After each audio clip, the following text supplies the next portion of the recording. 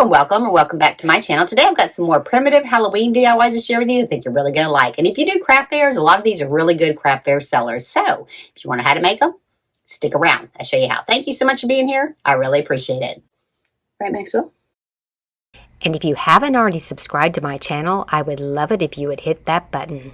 Okay, for this one, we're going to make some witch boots. I've given you the pattern in the description below. Just download it, and it's going to be on 2 sheets of paper, and you're going to line these up with a gap in between them and just put a piece of tape across there to hold them together.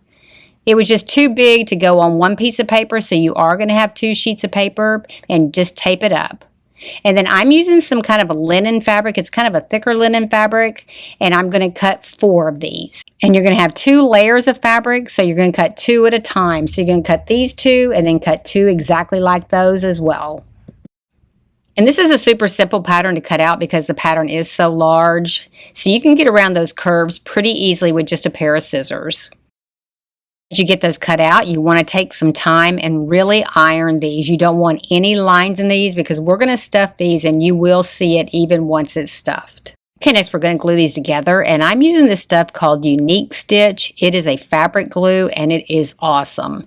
You just go right around the edge, as close to the edge as you can, and you don't need a lot of this glue. Just put a little fine bead down the side and then just push that down and let that merge together. Now don't worry if you get any oozing out because this does dry completely clear and it stays together just like as if you sewed it with a sewing machine, and I'll show you here in a little bit once I get these glued together. And you're gluing all the way around both boots, just leaving the top open only. So just make sure that you do get every bit of it glued together except for just the top part. Once you get this one glued, glue the other one, and then you're going to set these aside and let these dry for 30 minutes. So you need to make sure that you let them dry for 30 minutes. After those are dry, we're just going to turn them right side out. And just take some time on this. If you need to use some kind of a bone folder or something sharp to kind of push out all the areas, you need to kind of shape it as you pull it out so that you do have a complete shape of the boot. And this works out pretty easy. This glue really did work well. But you need to take the time to really get the point of the boot out and all the way through till the tip comes out. And it's big enough that you can get your hand in there pretty easily to do that. Next, I'm going to use some polyfill. I got this at Michael. It's called Loops and Threads. It's a really good quality stuffing, and it actually feels like cotton candy. And to stuff this, we're going to start at the toe area and get it full first. And you can still get your hand in here pretty good because it's still a pretty good size pattern. But just push it up into the toe really, really good. And then do the body of the foot. And then do the heel and then move on up. And I'm going to go kind of fast, but I want you to kind of see what I'm doing. But I am putting a lot of polyfill in here. And that Loops and Thread polyfill, it's been on sale for like $4.99 for a big, huge bag. And this is a good polyfill because it doesn't come through your fabric. If you're using kind of a thinner fabric, sometimes the polyfill will come through like little whiskers coming through it, and it won't on this. Get it as full as you want. We're just going to fold down the sides about 1 inch all the way around. And then we're just going to take our hot glue gun and glue the center of this together. And then we're going to glue all the way across on both sides. And then once you get it as full as you want, go ahead and close up that side as well. And then you're going to do the other boot exactly the same way because you want them to match when they're side by side. Okay, next we're going to take a piece of pillow ticking and we're going to measure it at 11 3/4 by 5 inches. And we're going to cut 2 of those. And then we're just going to hem up a 1/4 inch seam all the way across the bottom. Now my fabric is going up and down on the lines. You can make it go either way you want to. This is going to be a boot cuff for the top of the boot. And then you're going to do the same thing with your other piece of fabric. And then we're going to turn it to the side and we're going to do a nice hem on the side as well. Just a 1/4 inch on the side on both of these. Next, we're just going to wrap our cuff right around the side and with the finished side over the top. And then we're going to come down about 2 inches from the top and start pinning this in. So measure about 2 inches and then start adding your pins so that you can start getting it straight. Now we're going to pin up the front first and then we'll get the back to match it because you're going to have to look from the side to make sure that your back is equal to what the side is. Just kind of get it lined up the best you can, and then you can do the adjustment after you get finished.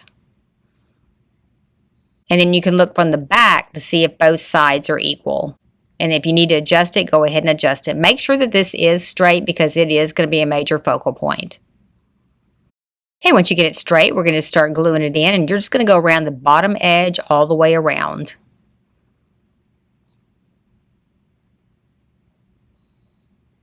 And then you can take your pins out after you get it completely glued in.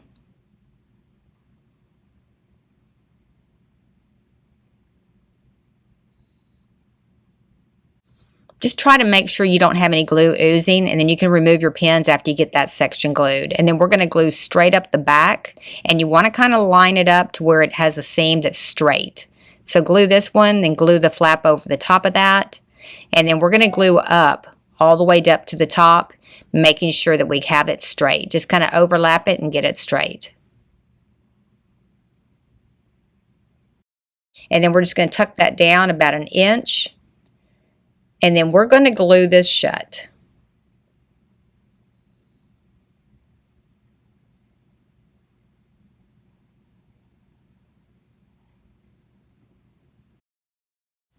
And then we're going to do our other boot exact opposite of this. So you want to make sure that the seams on these two are going to be both on the inside when these are side by side.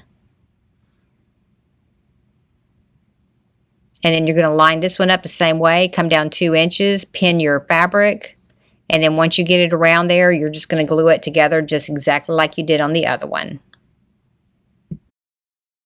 And just take your time on this part because you want to make sure that your cuffs are level, that they're exactly the same place, because these are going to be right side by side with each other. And then when you get to the top, you want to make sure that the height of the boot is exactly the same height as well. And then you're just going to glue this in exactly like you did the other one, all the way around the bottom, and then you're going to glue the top together as well.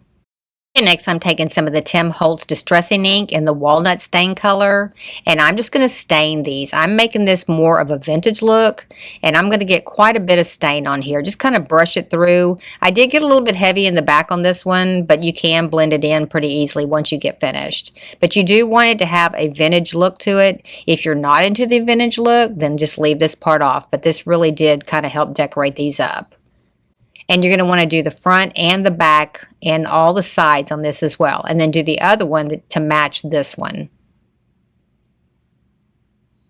And these little distressing pads work real good. I'll try to find you the link for those from Amazon. But I am adding quite a bit of distress to this. And just make sure that you are getting about equal amount of distress on both of them so that they do blend together once they're tied together. Next, to add some laces, I'm taking some embroidery floss in the color brown, and I'm going to use all the strands together. Now, this was really hard to thread, so I am going to use a needle threader to pull this on through. And I don't know exactly how long I made mine. I did make it pretty long because you are going to have to go across, lace up one side and go back down the other. So cut a pretty good length. Otherwise, you're going to have to take it apart and start over. And I'm starting probably about 2 inches from where it starts to curl. I'm coming through one side. I'm going to leave enough thread on the other side so I can go up that side. I'm just going up about 1/2 inch, going through it, go up about 1/2 inch, go to the other side, make sure that your needle is straight and it's coming out about the same place. Just continue to go up. I think I went up about 6 stitches. But just make sure that they are lined up, that they're coming out about the same location on both sides.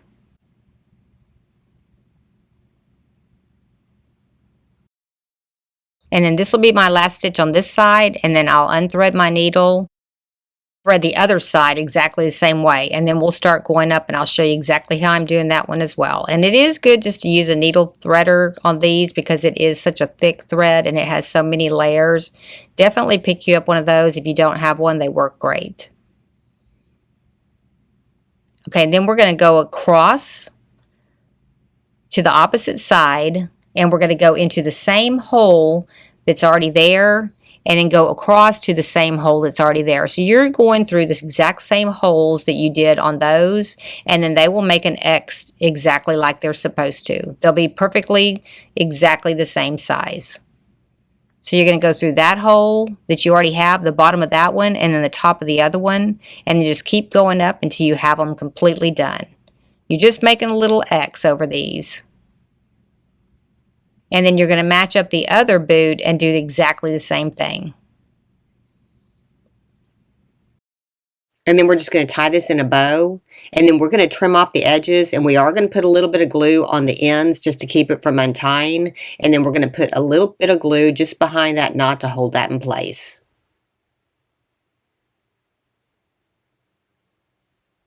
And then do your other boot exactly the same way.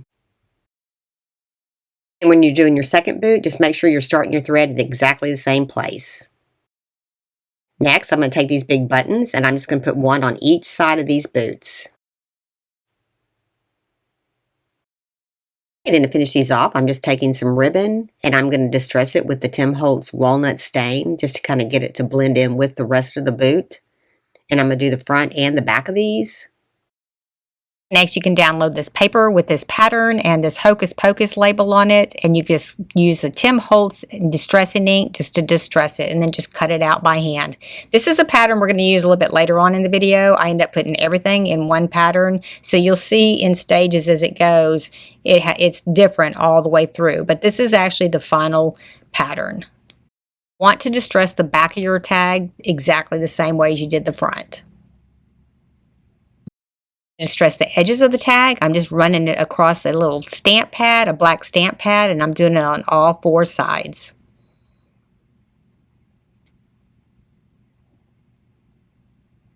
Okay, next I'm just going to tie both of my boots together. I'm just taking that ribbon and I'm going to tie it into a bow onto the side.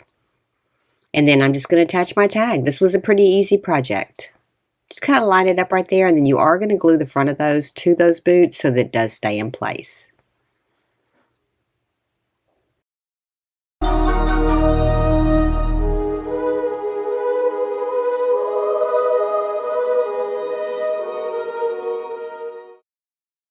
Okay, for this next one, I'm using 2 empty salad dressing jars, and then I got this little jar at Dollar Tree, and I'm just removing the ribbon, and I'm going to remove all the labels off the jars.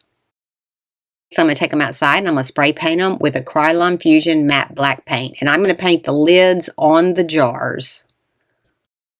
Okay, next I'm giving you these labels in the description below. Just download them and print them, and we're just going to cut these out. These are going to be the labels for our jars. And I gave you a couple of different sizes depending on how big your jars are. Just cut as close to the edge as you can because you don't want any of the white paper showing. And I'm using the larger ones on the salad dressing jars, and I'm using the smaller one on the Dollar Tree jar. Next, I'm going to distress them with the Tim Holtz ink. This is the distressing ink, and y'all have seen me use this before because I love this ink right here. And I'm just going to go kind of around in circles so I don't get any kind of lines on it. Just kind of roll it around in a circle and then get the center as well. You want to cover this up completely with this. This is going to really give it an age look, and I'm going to do it to all 3 of my labels. Next, I'm going to take a sanding pad, and this is just a real light sanding pad, and I'm just going to kind of go around the edges with this. Don't use a coarse one because you will tear up your paper. And you could use like a nail file, like a real fine nail file. Next, I'm going to distress my bottles. I'm taking a chip brush and some gray paint. This is just some gray chalk paint. I'm just getting most of the paint off of it, and then I'm just going to start rubbing it on here. You just want to kind of do like a brushing motion, like almost like as if you're putting chalk on a chalkboard and then wiping it off. It's just going to kind of be a real light one. It's just going to give it a little bit more of an age look. And the more you spend the time on doing this with the paper towel, wiping off most of the paint and doing this, you'll get a nice coverage for this. And I'm going to do all 3 of my jars exactly the same way. This just really did get it distressed up enough to put our label on it. And then I went back in and did just a little bit more on the edges of them. Right around where the neck is, you can kind of see that I kind of brushed it a little bit heavier there, and around the cap as well. And you can go sideways and all that. You don't have to go the same direction. You can go both ways on that, and that really will kind of make it where it's not so perfect. The top part of my other jar, the one I got for Dollar Tree, I'm just taking a regular wine cork and I'm just going to distress it with that same Tim Holtz distressing ink. Next, I'm going to take some matte Mod Podge to attach my labels, and I'm just going to put the glue onto the back part of my label. Just kind of load it up really good, and then just lay it onto your jar and kind of smooth it out. I'm not going back over these with Mod Podge after they dry because I didn't want it to give it any kind of a shiny look. I still wanted to keep it a real dull look, and it held just fine. And then on the larger jars, I'm using the larger label and doing them exactly the same way.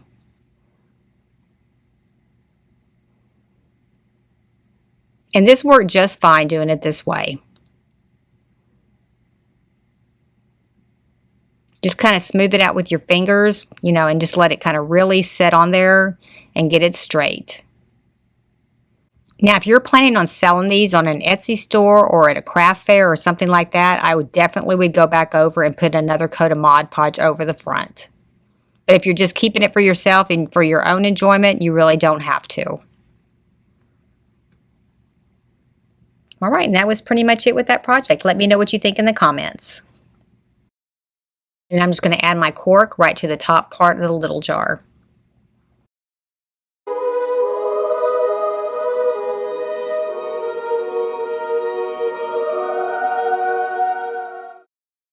For this next one, I've given you the pattern in the description below. You're just going to download it and cut it out. And these are going to be little ghost just bowl fillers. Just cut your pattern out, and then I'm using kind of a canvas type material to cut these out. And you're going to cut 2 of each of these. And I ended up making 3 of mine. I thought that they looked really cute in a cluster of 3. Just kind of line up your pattern onto your fabric and then go ahead and pin it, and then you're going to cut 2 layers. And then I'm not going to cut right on the line of my pattern because I don't want to make it smaller for the next one I go. So I am going to kind of go on the outside of my pattern a little bit just to cut this out. That way you don't get your pattern smaller. Sometimes if you cut right straight on the lines, your pattern ends up being smaller and smaller as you cut more. Next, to glue these together, I'm just going to fold my little flaps back, and I'm going to start at the top half, and I'm going to use some of that same unique stitch, that glue that I used on the boot, and I'm just going to go all the way around the edge, as close to the edge as I can get, and then just go ahead and put your fabric over the top of it, and then do the bottom. We're going to leave the bottom section open. But just try to kind of spend some time on this. You don't want to put too much glue. You just want to get enough on there so that it'll grab. And then again, this does dry clear, so don't worry about any oozing if you get oozing, because you're going to get oozing, but it is going to dry clear. And then just do the bottom 2 sides, and then leave the bottom open, and you're going to do the same thing. If you're doing 3 of them, you're going to do the same thing for all 3 of them. And then you're going to set those aside and let those dry for about 30 minutes. After those have dried, you're going to turn them right side out. And then I'm just taking a paper crafting bone folder just to shape the top edge of it. Just kind of roll it around in the top because it does have a curve on it. And it does help it straighten out. Next, I'm taking a piece of cardstock. I'm going to cut it into 3 pieces. And then I'm going to curve the top so I can put it into the top of that, because we are going to paint on the face. So go ahead and cut a curve area on that so it does go all the way to the top. And do that to all 3 of them. Next, you're going to go ahead and sketch your faces on here. I'm just going to do some big oval eyes. Now, I started off with a pencil. It wasn't working out very well, so I did grab a fine point Sharpie, and I'm just going to draw it on this way. Just do 2 big, large eyes, and then kind of lean them towards each other. Okay, and we are going to paint inside these, so if you need to make some adjustments, just to make adjustments, like right here, I'm making my eye just a little bit bigger to match the other one. And then I'm going to put 2 little straight eyebrows on him. And then I grabbed a thicker Sharpie just to draw it in. I thought it was going to work good with this, but it was just a little bit too thin on the fabric where you could see through it. So once I got that one colored in, I decided to get a paintbrush and some regular paint and just paint my eyes in.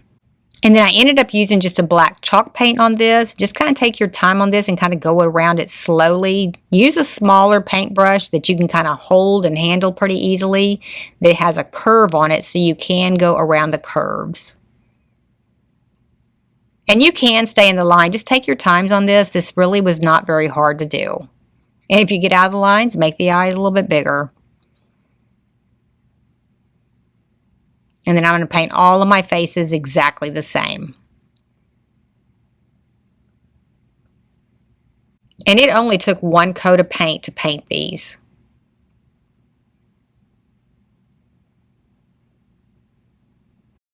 And then I'm just going over the eyebrows with just a fine point Sharpie.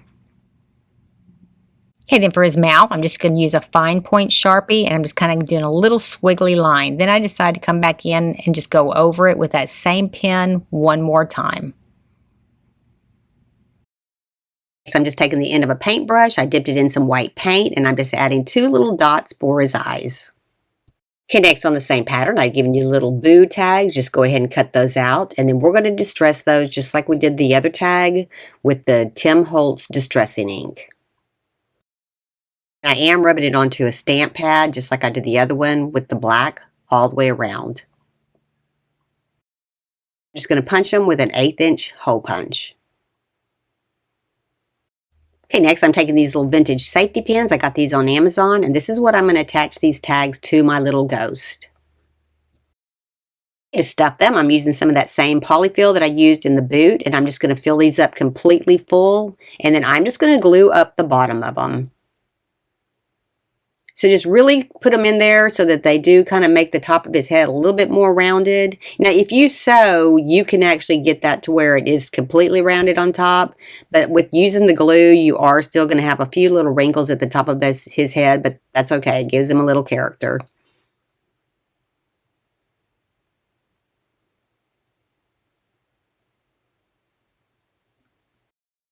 Okay, next I'm going to fold up the bottom of it about 3/4 of an inch all the way around, and then I'm just going to add a straight pin at the bottom so that I can glue the 2 sides and then come back in and glue the center part.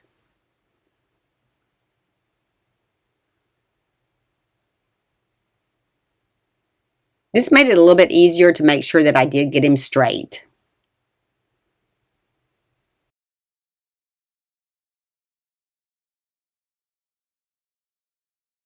And then I'm just attaching my tag right down to the side.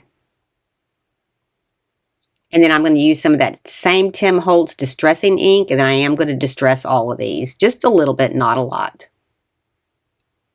And that was pretty much it. I thought these turned out so cute. Let me know what you think in the comments.